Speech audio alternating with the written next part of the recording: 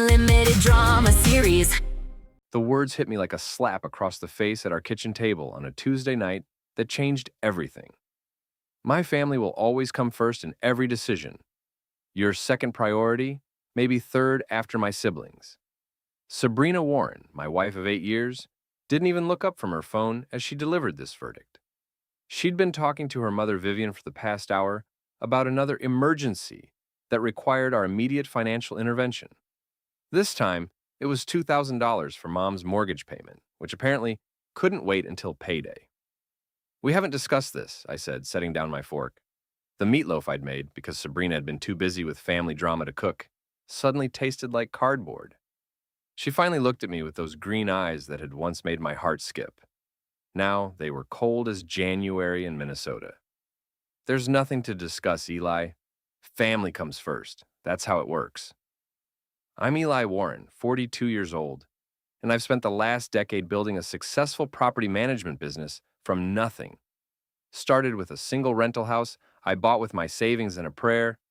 Now I manage 43 properties across 3 counties. I'm not rich, but I'm comfortable. Or I was, until I realized I'd been bankrolling the Warren family dysfunction for years. "Good to know where I stand," I said, forcing a smile. "Hell, I'm lucky to even make the podium." Sabrina's phone buzzed again. Her brother Tommy, no doubt. The 38-year-old entrepreneur who'd failed at everything from a food truck to cryptocurrency day trading, always with his hand out for another loan that would definitely be paid back this time. "Don't be dramatic," Sabrina said, already answering the call. "Tommy, what's wrong now?" I sat there watching my wife prioritize everyone else's problems over our marriage, our future, our basic respect for each other. That's when something cold and calculating settled into my chest. If I was second priority, maybe third, then she'd never see first place coming.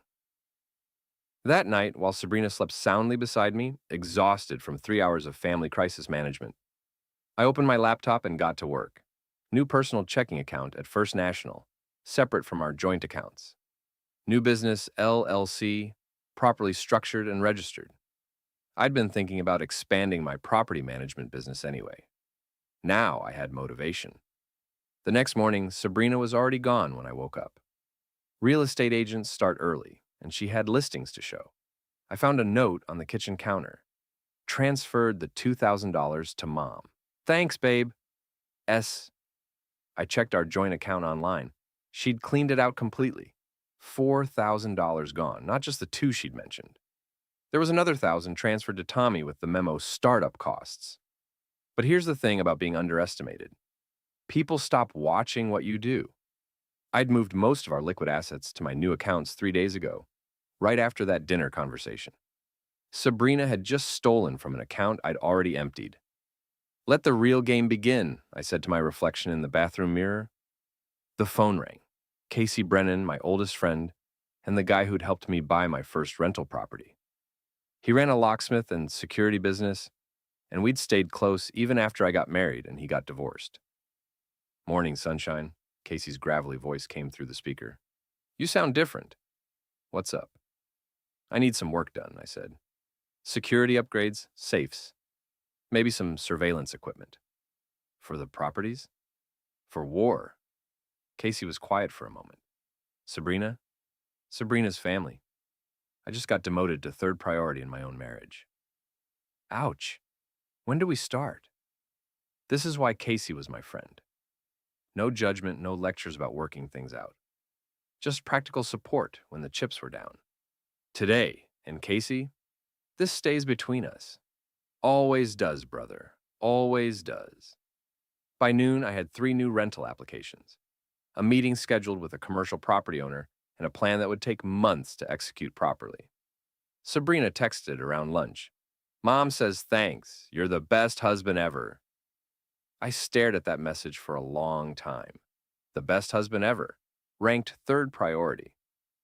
The irony was almost funny. Almost. 3 weeks later, I was sitting in my home office, the one room in our house that Sabrina never entered because it was boring business stuff, installing the last of Casey's security upgrades, hidden safe behind a false panel, encrypted hard drives, and a surveillance system that would make the NSA jealous. You're sure about this? Casey asked, testing the hidden camera he'd mounted in the smoke detector. Once you start down this road, there's no going back. She made the choice, I said, filing away bank statements that showed the financial hemorrhaging I'd finally stopped. I'm just responding to it. The numbers were brutal. Over the past 3 years, Sabrina had funneled nearly $60,000 to her family. Vivian's mortgage payments, Tommy's failed businesses, her sister Rachel's credit card debt, her father Roy's medical bills.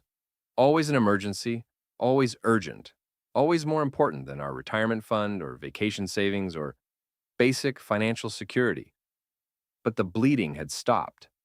My new LLC was thriving, and every dollar I earned now went into accounts Sabrina didn't know existed. She still had access to our joint checking for household expenses, but I'd moved everything else beyond her reach. Eli? Sabrina's voice drifted up from downstairs. Can you come here for a minute? I found her in the kitchen, laptop open, surrounded by papers. Her real estate business had been struggling lately. Too much time spent managing family crises, not enough time managing clients. I need to talk to you about something, she said, not looking up from her screen. Let me guess. Family emergency? Now she looked at me, and I saw something I hadn't seen before. Desperation. Tommy's restaurant idea fell through. The investors pulled out. The investors being us? We only gave him $15,000? We gave him $15,000. I gave him nothing. I wasn't consulted, remember? Family first, discussion never. Sabrina's face flushed. Don't be like this. He's my brother. And I'm your husband. Third priority, you said. I didn't mean... You meant exactly what you said. I sat down across from her, keeping my voice calm. What do you need, Sabrina? The restaurant space is still available. Tommy found new investors, but he needs $50,000 for equipment and startup costs. It's a sure thing this time. I almost laughed. Tommy's sure things had cost us a food truck that got repossessed, a cryptocurrency mining operation that lost $8,000 in 2 weeks, and a lawn care business that folded when he realized he was allergic to grass. No, I said. What do you mean, no? I mean, no, N-O, not happening. Sabrina's eyes widened.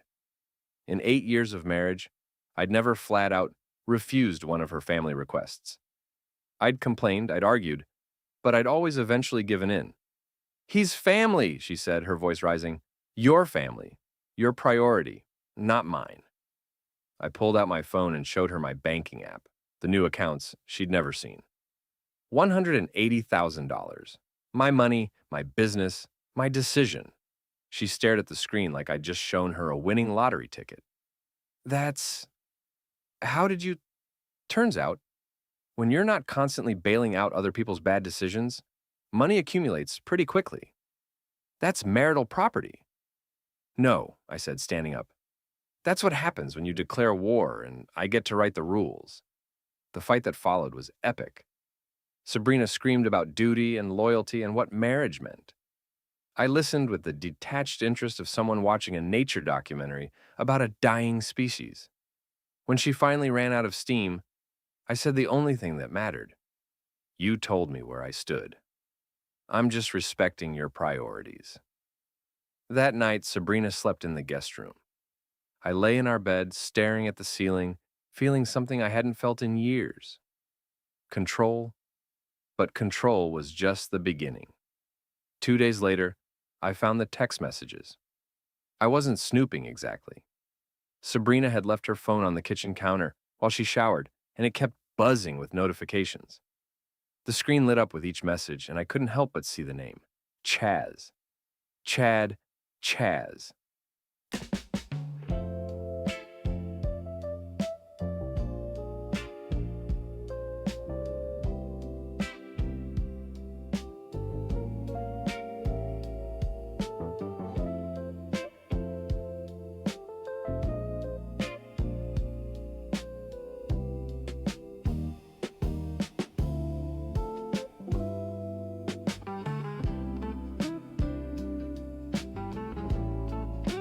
Daltrey, Sabrina's high school boyfriend, the one who'd gotten away.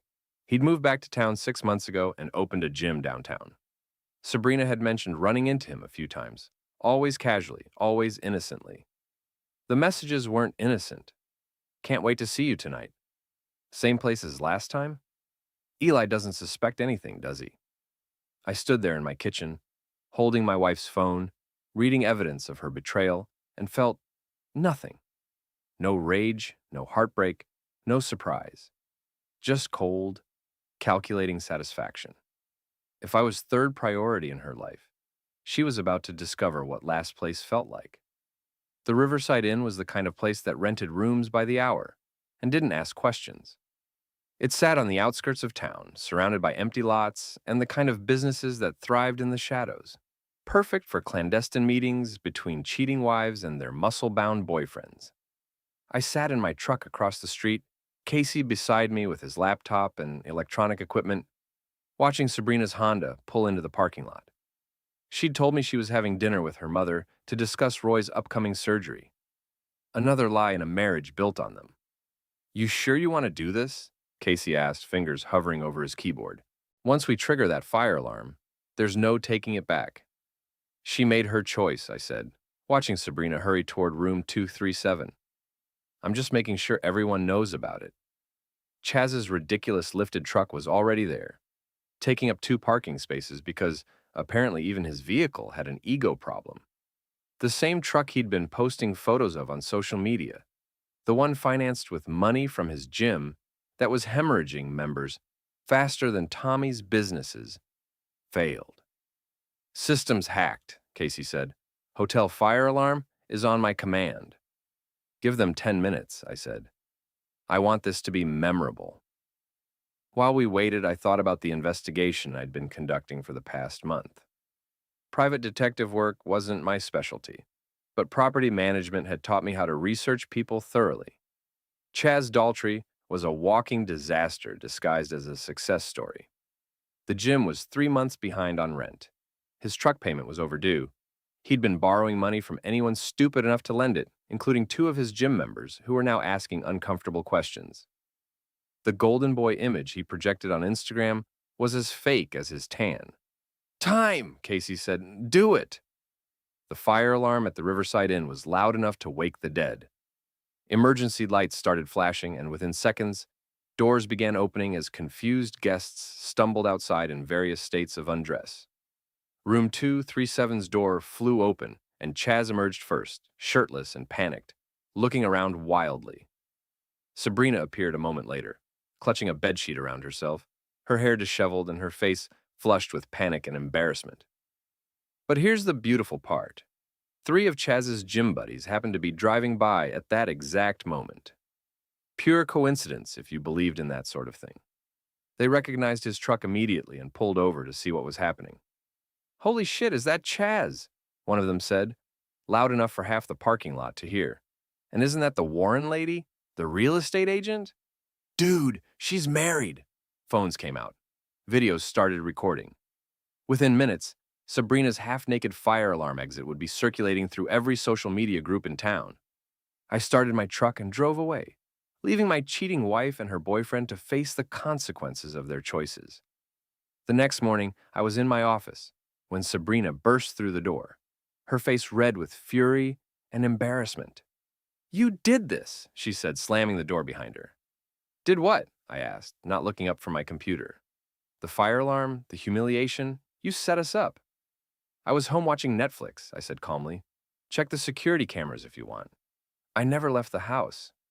It was true. I'd been home. Casey had handled the technical aspects from his van. Plausible deniability was important when you were playing the long game. "This will ruin me," Sabrina said, her voice breaking. "Everyone's talking about it. The video is everywhere. Maybe you should have thought about that before you decided to cheat on your third priority husband." She stared at me like she was seeing me for the first time. "When did you become so cold?" "When you told me exactly where I ranked in your life. I'm just a slow learner." Sabrina left without another word. That afternoon, I heard through the town grapevine that someone had vandalized Chaz's precious truck. "Second place," spray painted across the hood in bright red letters, tires slashed, windows broken, the works. I was in a client meeting 30 miles away when it happened. Witnesses could confirm it. but I'd be lying if I said I didn't smile when I heard about it. The war was just beginning, and I was winning every battle. Roy Warren's heart attack happened on a Thursday morning in November. Sabrina got the call while she was showing a house to potential buyers. One of the few clients who hadn't dropped her after the motel incident became town legend. I was in my office when she called, her voice shaky and desperate. "Eli, I need you to come to the hospital. Dad's in surgery." "I'll be right there," I said, because even in war, some things transcend the battlefield. The hospital waiting room was full of Warrens, all of them looking like their personal ATM had just flatlined. Vivian sat in the corner, dabbing her eyes with tissues while simultaneously working her phone. Tommy paced back and forth, his latest business venture, something involving essential oils, apparently forgotten in the face of real crisis. Rachel, Sabrina's sister, sat quietly for once, her 3 kids mercifully. 2 key cards. You asked for 2. Who was the second for? My colleague needed a place. Your colleague who calls you baby in her texts? Watch more on Grammarly.com. Absent. "How is he?" I asked Sabrina. "Touch and go," she said. "The surgery will cost $30,000, even with insurance. The family's trying to figure out how to cover it." I watched the Warren family dynamic play out like a familiar movie. Everyone looked at everyone else, waiting for someone else to step up. Finally, all eyes turned to Sabrina, and by extension to me. "We'll figure something out," Vivian said, her voice heavy with expectation. "Call your siblings," I said quietly to Sabrina. "The family that comes first." "Eli, please." "They're broke," Tommy exploded.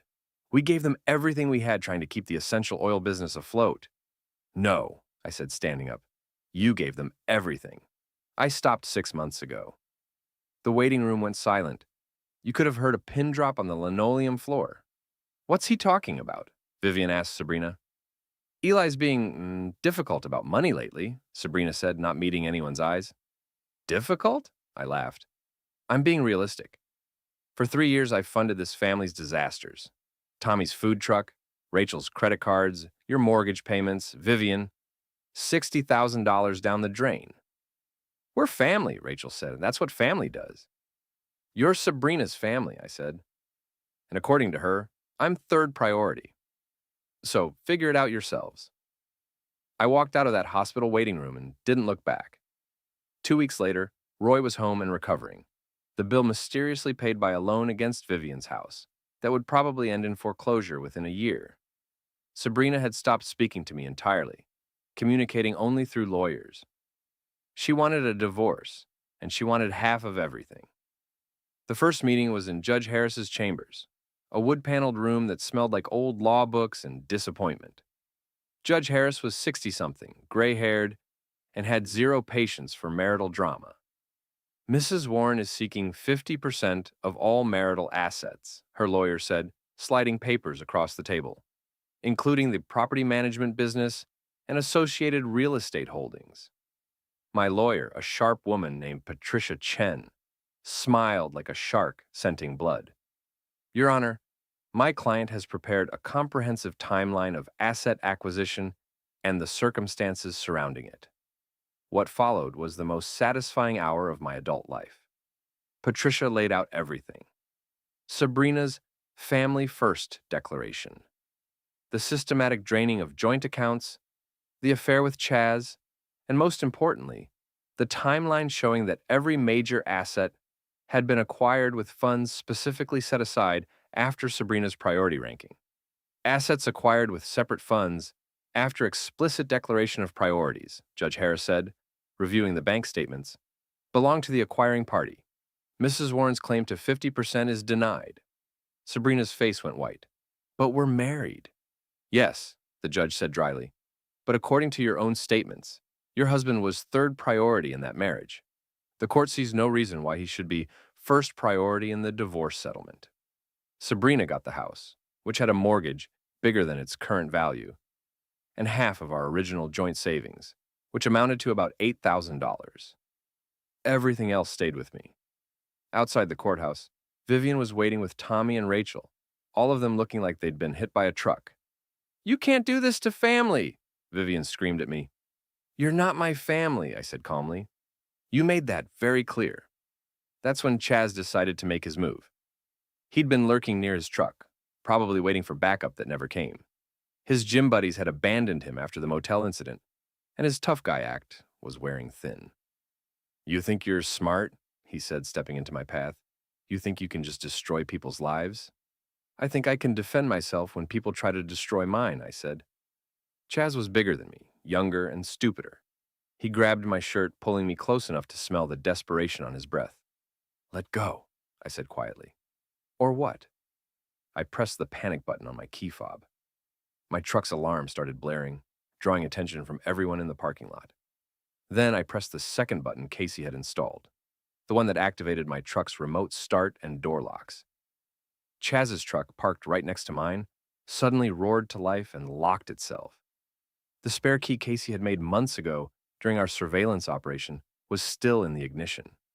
"What the hell?" Chaz said, releasing me to stare at his truck. "Looks like you're locked out," I said. "How's it feel to be locked out of everything, Chaz? Welcome to my world." His gym buddies, who'd been filming the whole confrontation, started laughing. By evening, the video of Chaz getting outsmarted by a middle-aged property manager would have more views than his workout tutorials. But the best part came later, when Vivian tried to approach me one more time in the courthouse parking lot. "Please," she said, "we're desperate. The family's falling apart." I pulled out my phone and showed her the spreadsheet I'd been maintaining for years. Every dollar, every transaction, every emergency payment to the Warren family. $60,000, I said loud enough for the crowd of courthouse observers to hear. "That's what I gave your family over 3 years. Money that could have been our retirement, our security, our future. And what did I get in return? We're grateful. You got third priority in my own marriage," I continued. "So here's what I'm grateful for. I'm grateful I finally learned where I stood." The crowd was listening now, some of them nodding and understanding. Everyone knew a family like the Warrens, the ones who took and took until there was nothing left to give. "Please," Vivian whispered. "Call Tommy," I said. "He's an entrepreneur, right? Let him figure it out." I walked away from the courthouse that day, knowing the war was almost over. But the final battle was yet to come. The Autumn Festival was Millbrook's biggest event of the year. 3 days of food trucks, craft booths, and small-town gossip disguised as community spirit. Main Street was blocked off, families strolled between vendors, and everyone who was anyone made an appearance. I was there on business, meeting with the festival organizer about next year's vendor insurance requirements. My property management company handled several downtown buildings, and the festival was good for business. What I didn't expect was to see Sabrina working a booth, selling homemade jewelry, her face gaunt and her clothes cheaper than I'd seen her wear in years. The divorce settlement hadn't been kind, and her real estate career had imploded after the motel incident. Word traveled fast in a small town, and cheating wives weren't exactly trusted with major financial transactions. "Eli!" Tommy Warren appeared at my elbow like a bad penny. He looked terrible, unshaven, hollow-eyed, wearing a stained t-shirt advertising his latest failed venture.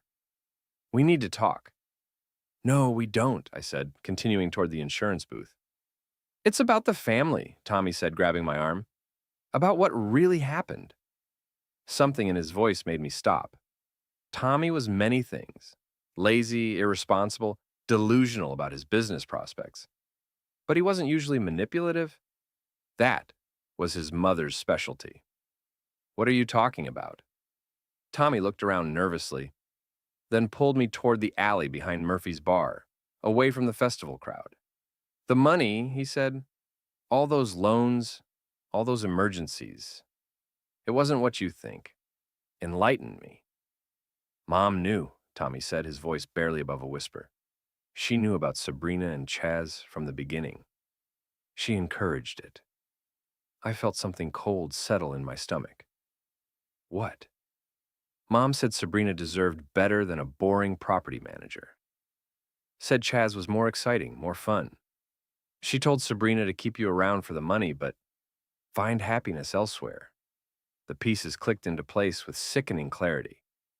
The timing of the family emergencies, always when Sabrina and I were getting along. The way Vivian had pushed for more and more money, bleeding our accounts dry. The constant reinforcement that family came first, that I was an outsider, that my role was to provide, not participate. "Why are you telling me this?" I asked. Tommy's face crumpled. Because I'm tired of being the family screw-up. Because Mom threw me under the bus when the money stopped coming. She blamed me for all the failed businesses, said I was the reason you turned against the family. You were the reason. You and your stupid schemes. No, Tommy said desperately. The essential oil thing, the cryptocurrency, even the food truck, those were Mom's ideas. She said you'd never say no to helping me, that I was the perfect way to drain your accounts without you getting suspicious. I stared at him, seeing the Warren family dynamics from an entirely new angle. Vivian hadn't just been taking advantage of my generosity. She'd been systematically destroying my marriage while bleeding me dry, and she'd used her own children as weapons to do it. She set up the motel thing too, Tommy continued. Made sure Chaz's friends would drive by at the right time. She wanted you to catch them, wanted the marriage to end so Sabrina could get half your money in the divorce. But the divorce didn't work out that way. No, and now she's furious. Blames all of us for not playing our parts right. I looked back toward the festival, where Sabrina sat alone at her jewelry booth, no customers in sight. Where Vivian held court at the church bake sale, probably spinning some sob story about her ungrateful ex-son-in-law. What do you want from me, Tommy? Nothing, he said. I wanted someone to know the truth. I'm leaving town tomorrow, got a job in Denver, construction work. I'm done being Mom's pawn. He started to walk away, then turned back. For what it's worth, Eli, you were good to us. Better than we deserved. That evening, I sat in my home office, staring at the wall safe that contained 8 years of financial records, and made a decision that would end this war once and for all. I called Patricia Chen, my lawyer. I need you to prepare a press release, I said, and I need you to contact Channel 7's investigative reporter. I have a story for them. What kind of story?